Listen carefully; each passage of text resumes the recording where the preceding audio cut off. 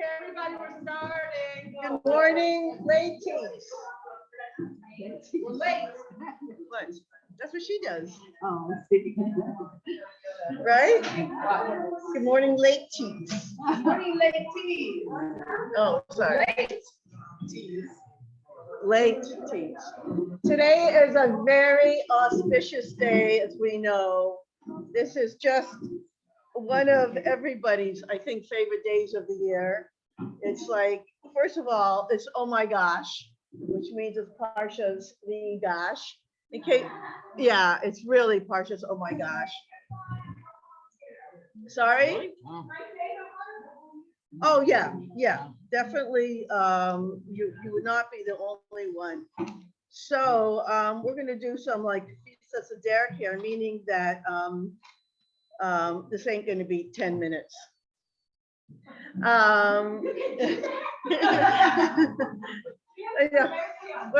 already adjusted her. The consequences. I adjusted her watch. She thinks she's gonna think it's 10 minutes, but yeah. You know, in our old apartment, she had a trap door. It was very scary. I was down that trap door. Don't you think I wasn't?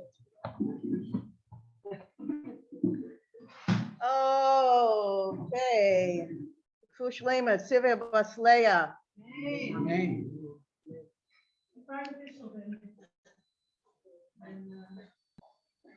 Surah. Henya Bas Bracha Dvar Leah. Yehuda, Zelvel Elia ben Miriam. Eli Nishmas, my parents, Nachman ben Menashe, and Shima Bas Malka. Okay. Doba? Me. We'll talk. I'm going to start off with a piece of Zohar, something light, and Tzfat, what? Light. Zohar. There you go. And then I really want to try and bring all this down to something that we could all take home. The take home. Is that what they call it? The take home. Yeah. The take home. The take home. Okay. This is a Zohar. The angels descended from heaven and pressed forward to witness this historic clash between two great kings, Yehuda, the powerful lion, and Yosef, the mighty ox. Only the lion is capable of rising against the ox. Yehuda strode to the locked door and blew it off its hinges with one mighty blow. That's the Zohar. At the end of last week's Parsha, we know what happened. They put the cup in Binyamin's sack, and they did another setup, and they were just completely at their wits' end, the Shvatim. They didn't know what to do. Why is this viceroy of Egypt making our lives so miserable? And it's so shakuf, it's so obvious that he's making this whole thing up. And what is going on here?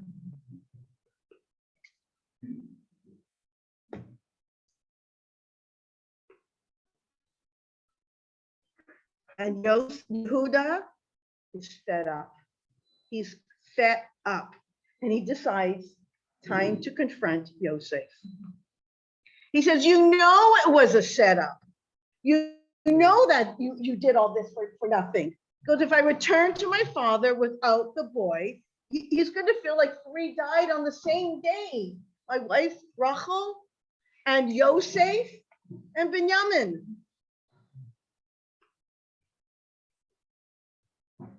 When Yosef heard of his father's sorrow, he could hardly control himself, and he had to sit down.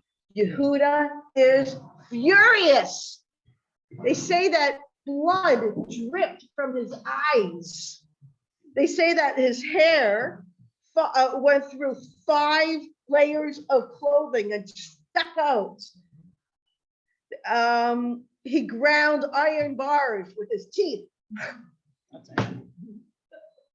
He was furious because he knew that Yosef's playing with him.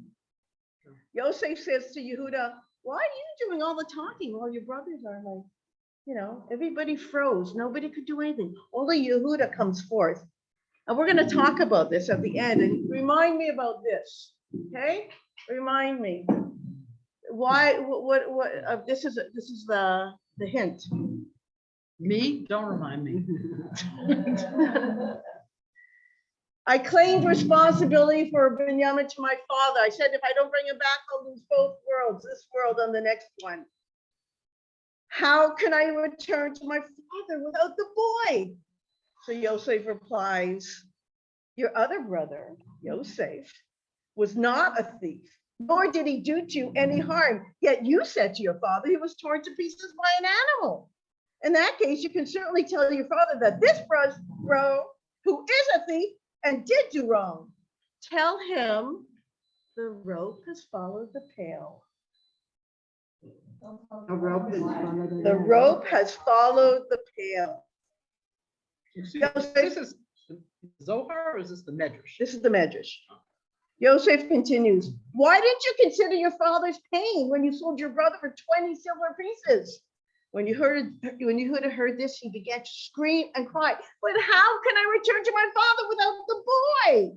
You keep accusing us of false charges, even though you know that we're innocent. Each time I swear by the life of my father, who's a tzaddik, and you swear by the life of Pharaoh, who's a Rasha, whose oath is superior. If I draw my sword, Egypt will be filled with blood. Joseph replies, if you draw your sword, I will tie it around your neck. Yehuda says, I will open my mouth and wide and swallow you. Joseph answers, I shall stuff your mouth with stone. Yehuda pleads, but what shall we tell our father? Yehuda says, tell him the rope has followed the pail. Yehuda says, but your accusations are false. And yours was it when you sold your brother? Yehuda now is outraged and says, the fire of Shem is burning in my heart. We will do the same for Binyamin as we did for Dinah. So Joseph answers, I will extinguish the fire of your heart by reminding you of the story of Tamar.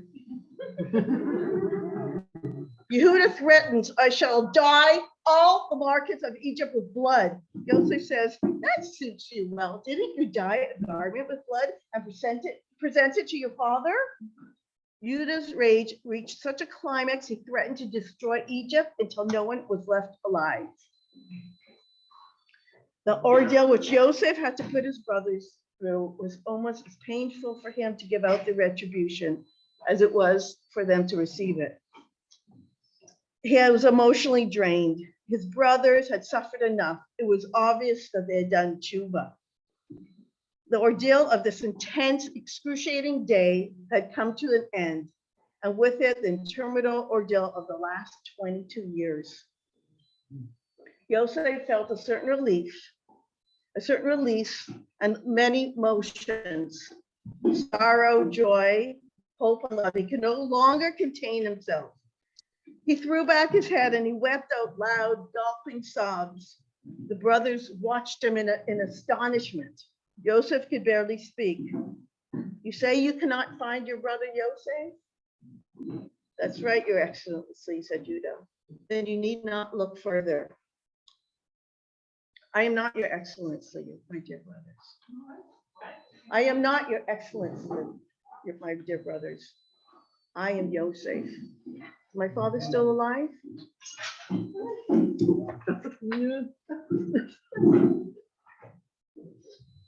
Our sages comment on the words, I am Yosef. Woe to us on the day of judgment. Woe to us on the day of rebuke. Despite that Yosef was one of the youngest ones of the tribes, despite his being a blood relative, despite his being mere flesh and blood, the brothers were shocked and dazed when they heard these words, and they fainted. How much more frightening will it be for us on the day of judgment when we hear the words, I am the Almighty? What will we have to say for ourselves? How will we be able to face the reality of our lives? When Yosef said, I am Yosef, the simple phrase instantly answered all the brothers' questions about their suffering during the period of their well-intended persecution from Yosef. In the same way, when we come before the heavenly court and we hear the supreme judge say, I am the Almighty, all our questions regarding suffering will be resolved. Just as a simple statement, I am Yosef, revealed to the brothers that everything that they thought was bad was actually good. The ultimate declaration of I am the Almighty will reveal the unmitigated goodness of Hashem's creation. Now, remember I said about this? Fast forward from the time of Yosef. Fast forward to a time when the Bnei Israel were in a bad situation. Behind them are the Mitzrayim. In front of them was the Yam. What do? Well, we all know. One person stepped forward. Nachshon, right? What tribe is he from? Yehuda.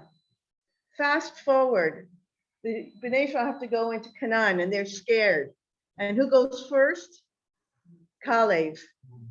From which tribe? Yehuda. Fast forward, there's a giant, Goliath. Who's going to fight him?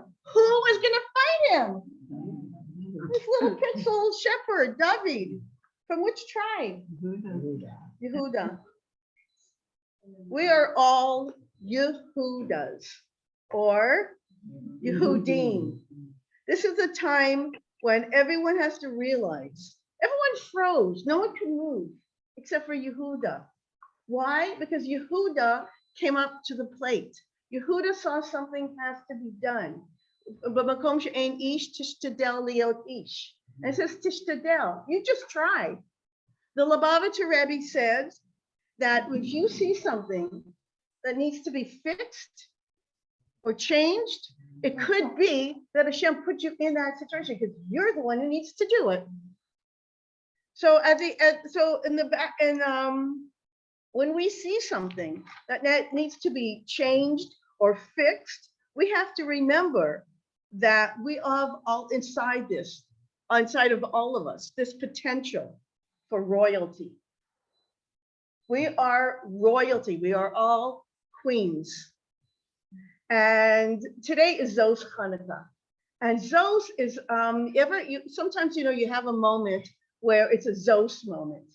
Zos meaning like, I hate shopping. And Hashem, I have 3 miracle stories, which I will not tell. But basically each time, actually, Elisha was with me one time. Judy was with me one time, where I had to go shopping.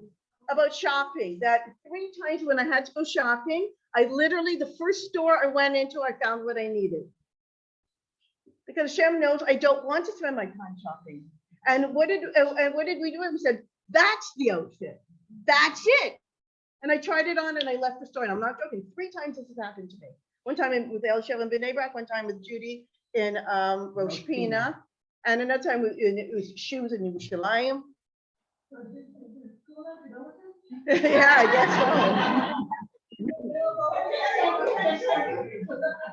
Actually, Judy says, I have a car. Bring somebody who's into shopping. Because she's not into shopping either. Bnei Brak, she said, let's go to that store. I'm like, that store? It doesn't look like what I was. And anytime it was for like a bar mitzvah or a wedding, it wasn't like you think, so don't go shopping, but sometimes you have to. So there's time, so when we look at things and we say, that's it, those moments, right? A person could be beautiful, a person could be smart, a person could be funny, a person could be like interesting or whatever. All that stuff is from Hashem, God-given talents. But when you use that and you take all that for avodas Hashem and you realize it's from Hashem, Zos Chanukah. That's what we're supposed to get from Chanukah. We took 8 nights, and this is it. We're supposed to be totally different people from the beginning of Chanukah to the end of Chanukah. And I'll tell you one more thing. Chanukah and Purim is different than than the other Chagim in many ways. But one thing it's different. Esther and Mordechai, they wanted Purim to be a Yom Tov. And the Chachamim said no. Why? Because after Yom Tov, you have to make Havdalah. You have to say, Baruch HaMalkav and Kodesh Kol, done, we're finished with Pesach, we're finished with this, we're finished with Shavuos, not with Chanukah and not with Purim. We're not finished. Purim ends, we don't mavdil, we don't distinguish. We keep going. On the Koach from Purim goes in the last, and then we have Chanukah. And Chanukah doesn't end. If we don't make Havdalah, we're not making Havdalah tonight. We're not gonna, and it's gonna last, all the lights and everything that we get from Chanukah last until Purim. I mean, that's a shame.